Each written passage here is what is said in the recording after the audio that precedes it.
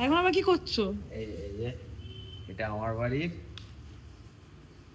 এগুলো কালকে চুরি করা, এগুলো সব আমার বাড়ির। কালকে যে আমরা বেরিয়েছিলাম বইচিতে, আর এগুলো তোমার বাড়ির। মানে এখানে চুরিতে ভাগ বাটোয়ারা আছে। এগুলো তোমার বাড়ির।